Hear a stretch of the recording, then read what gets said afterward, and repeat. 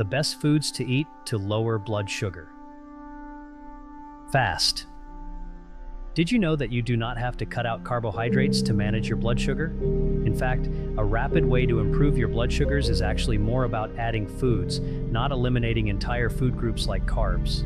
And I've seen it firsthand. I have hundreds of patients who have seen their numbers improve in just days by adding these foods to their regimen. And not just temporarily, they're still able to keep their sugars low without medications for months and even years. So in this video, I'm going to show you how to use each of these 10 foods to fully optimize your biochemistry and reverse insulin resistance on a cellular level, so you can bring down your sugars quickly and naturally, and most importantly, sustainably.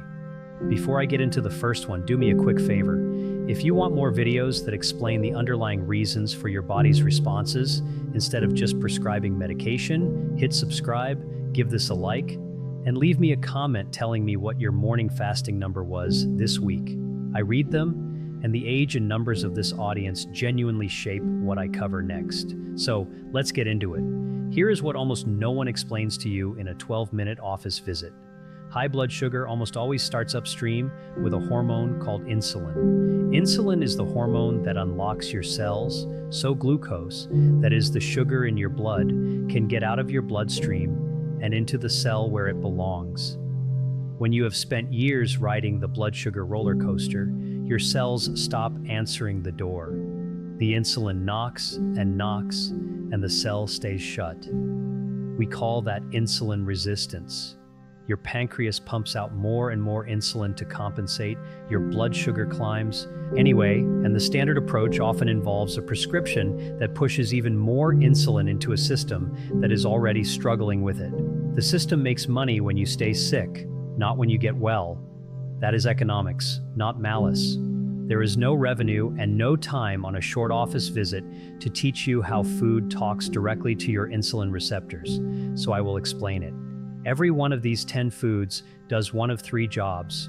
It slows the sugar coming in, it reduces the inflammation that makes your cells less responsive to insulin, or it wakes the insulin receptor back up so your own body does the work it was designed to do. You do not have to do all 10 tomorrow. Add them in over the next couple of weeks and stack them. Let me show you the first one. The first food is fenugreek seeds. These are small, hard, amber-colored seeds, and you can find them in the spice aisle of almost any grocery store for a couple of dollars. If you overlook this one because it sounds uncommon, you might be missing one of the most effective blood sugar tools available, and it costs less than your coffee. Here's what fenugreek does inside you. The seed is packed with a soluble fiber called galactomannan.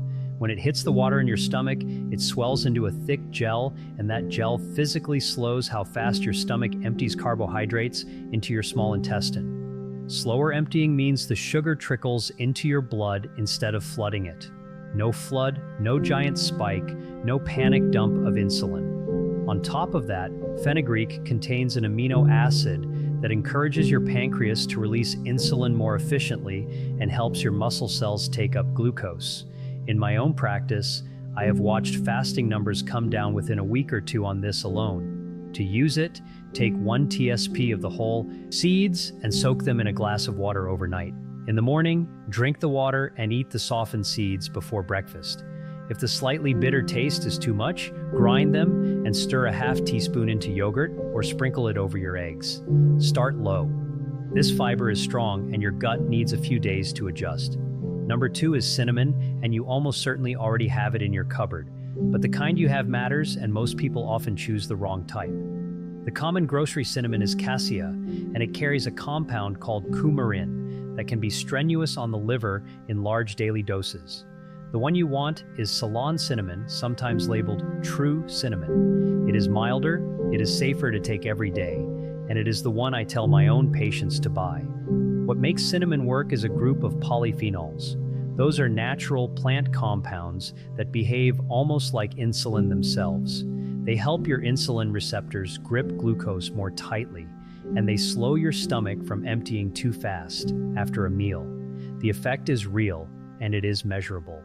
Research out of the Human Nutrition Program at the USDA found that under half a teaspoon a day meaningfully lowered fasting glucose in adults with type 2 diabetes.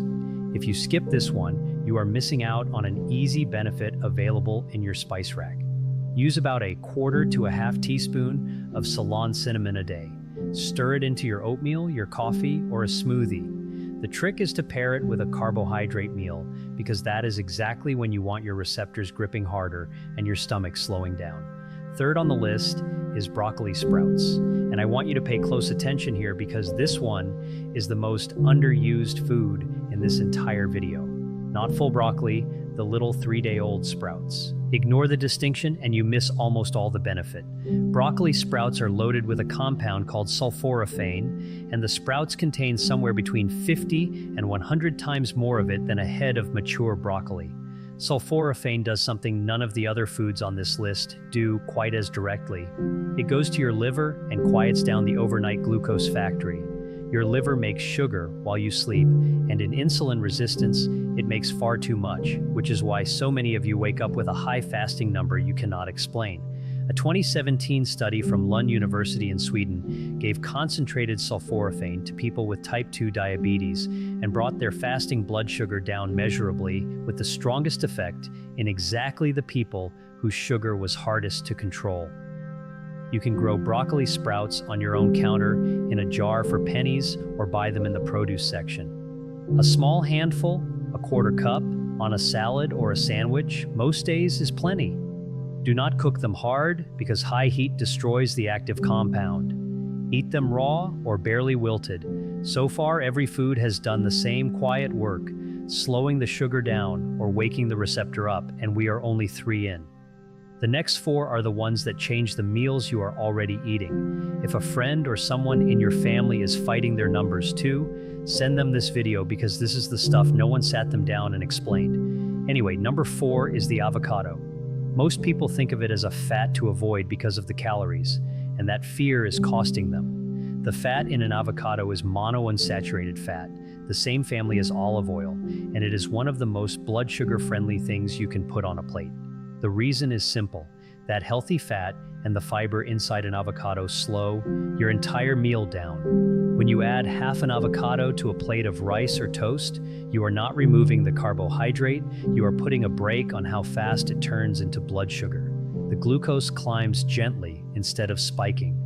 Over time, monounsaturated fat has also been shown to improve insulin sensitivity, meaning your cells answer that insulin knock a little faster. In my experience, this is the easiest food on the list to make a habit because it makes the meal more filling and you stop reaching for a snack an hour later. Half an avocado a day is a sensible amount. Put it on your eggs in the morning, mash it onto whole grain toast, or add it to a salad that already has a starch in it. Anywhere you have a carbohydrate, an avocado mitigates the impact. 5th is chia seeds. These are tiny gray and black seeds, and they have significant effects despite their small size. If you have ever seen chia sit in liquid and turn into a pudding, you have already seen exactly how it works in your gut. Chia is one of the richest sources of soluble fiber you can buy. When it meets the water in your stomach, it forms that same thick gel we talked about with fenugreek, and that gel wraps around the carbohydrates in your meal and significantly slows their absorption. The sugar releases slowly and steadily, so you avoid the spike and the crash that leaves you shaky and hungry an hour later. Chia also carries a plant-based omega-3 fat that helps reduce the low-grade inflammation contributing to insulin resistance. Cool the inflammation and the cells start listening to insulin again. 1 to 2 tablespoons a day does the job. Stir it into yogurt, drop it in a glass of water with a squeeze of lemon, or blend it into a smoothie. Give it 10 minutes to gel before you drink it, and drink plenty of water alongside because all that fiber needs liquid to move. Number 6 is fatty fish, and I mean salmon and mackerel specifically. This one does not work by slowing your meal down. It works on the deeper problem.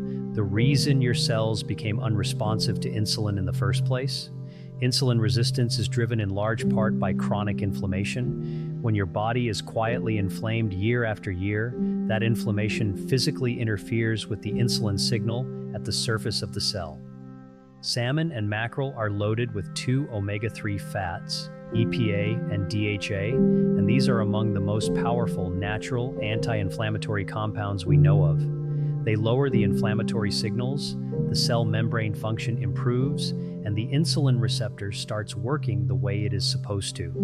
In 15 years of practice, the patients who eat fatty fish twice a week consistently have calmer, more stable numbers, and better blood pressure to go with it. Aim for 2 servings a week, about the size of your palm each. Wild salmon, mackerel, sardines, and herring are all excellent. Bake it, grill it, or buy it canned if that is easier on your budget. Canned mackerel and sardines are some of the cheapest, most effective foods in this entire video. 7th on the list is walnuts. Of all the nuts, this is the one I point my patients toward first because of what it does for the lining of your blood vessels and for your insulin at the same time. Walnuts are rich in polyunsaturated fat and the same plant omega-3 found in chia. That fat improves the function of your endothelium, the thin lining inside your blood vessels, which is one of the first things high blood sugar damages. At the same time, the fat, fiber, and protein in walnuts blunt the rise in blood sugar after a meal and have been shown to lower fasting insulin, which is the number underneath your blood sugar that tells you how hard your pancreas is working. Eat a small handful as a snack instead of crackers or a cookie, and you have taken a sugar spike and turned it into a flat line. A small handful is about a quarter cup or 7 to 10 whole walnuts. Keep them raw or dry roasted, not the candied or honey-coated kind. Use them to replace a processed snack, not to add on top of one. Number 8 is eggs, whole eggs, yolk included. For years, people were told the yolk was to be avoided, and that misguided advice led people towards sugary breakfast cereals that were far worse for their blood sugar. Let me clarify that. A whole egg is almost pure protein and fat with virtually no carbohydrate, which means on its own, it barely moves your blood sugar at all. But the key benefit is what doctors call the second meal effect. When you start your day with eggs instead of toast or cereal, you steady your blood sugar not just at breakfast, but all the way through to lunch. You walk into your next meal with calmer numbers and a smaller spike.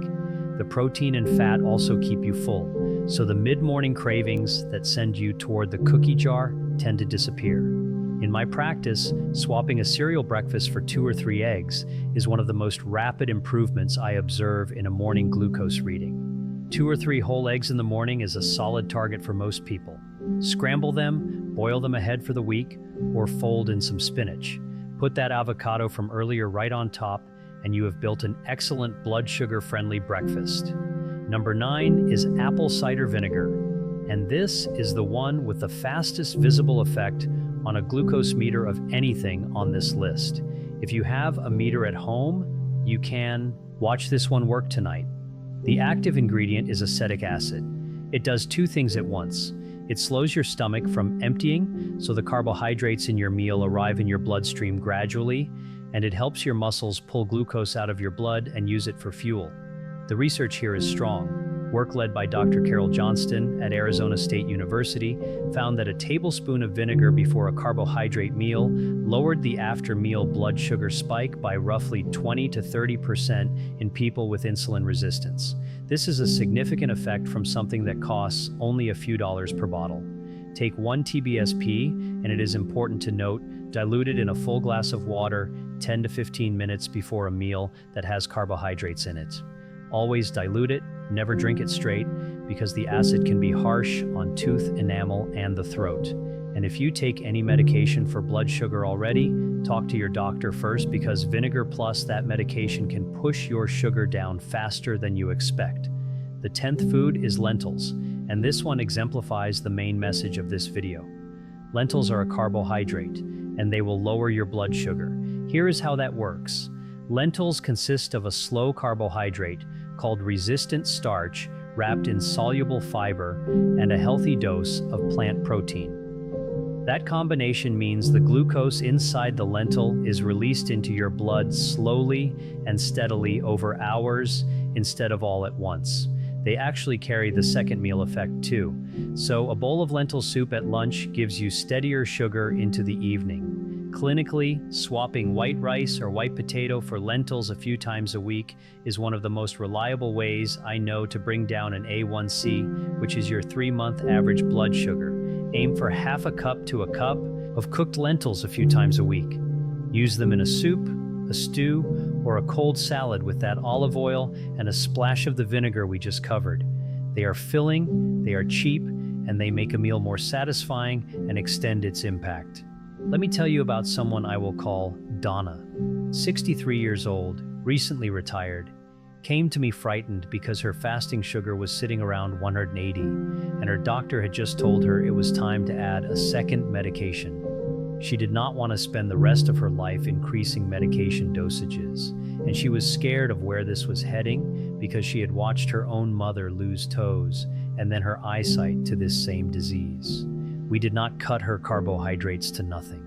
We added eggs and avocado in the morning instead of cereal, a tablespoon of vinegar before her bigger meals, lentils swapped in for the white rice, walnuts instead of the afternoon cookie, fatty fish twice a week, cinnamon in her coffee, and broccoli sprouts on her sandwich at lunch. Within the first week, her fasting numbers started dropping. Within 3 months, working alongside her own doctor, she had come down off that second medication entirely, and her A1C had moved from the diabetic range back towards normal. 2 years later, it is held. She did not starve herself, she ate more food, just the right food, and her own body did the rest. So let me tie all 10 of these together because this is the reason they work when cutting carbs alone fails. Every one of these foods is handing your insulin its job back without starving you. The fiber foods slow the glucose down, so your pancreas never has to panic. The fish, the walnuts, and the chia cool the inflammation that was jamming the signal. The cinnamon and the vinegar walk right up to the insulin receptor and help it grip again. Do that meal after meal, day after day, and the cell that stopped answering the door slowly starts opening it on the first knock again. That is what reversing insulin resistance means at the cellular level. And once it happens, your body holds your sugar down on its own, which is exactly why Donna's numbers stayed low for 2 full years. Before I give you tonight's plan, I need to make one important clarification. If you are on insulin or a sulfonylurea, one of the older blood sugar pills, these foods can lower your sugar fast enough that your medication dose may suddenly become too high, and that can drop you into hypoglycemia. So, add these foods with your doctor watching your numbers, and allow them to gradually reduce your medication dose as your body improves. Do not stop any prescription on your own. Bring this list to your next appointment instead. So here's what to do tonight. 5 simple steps. 1. Tomorrow morning, replace your cereal or toast with 2 or 3 whole eggs and half an avocado. That single swap changes your blood sugar for the entire day. 2. Tonight, soak a teaspoon of fenugreek seeds in a glass of water and drink it first thing in the morning. 3. Buy Ceylon cinnamon, not cassia, and start a 1/4 teaspoon a day in your coffee or oatmeal. 4. Before your biggest carbohydrate meal tomorrow, take 1 tablespoon of apple cider vinegar in a full glass of water 15 minutes ahead. 5. This week, swap white rice or white potato for lentils at least twice, and put fatty fish on the menu 2 nights. Stack these in over the next 2 weeks. You are not removing the foods you love, you are adding the foods that protect you. Now, everything we did today brings your sugar down during the day and after your meals. But a huge number of you have told me the same strange thing, that your highest reading of the whole day is first thing in the morning before you have eaten a single bite. You fasted all night and your sugar went up anyway. There is a specific reason your liver does that while you sleep, and there is a way to shut it down. I made a video that explains exactly what is happening overnight and how to wake up to a lower number. Go watch that one next, and I will see you there.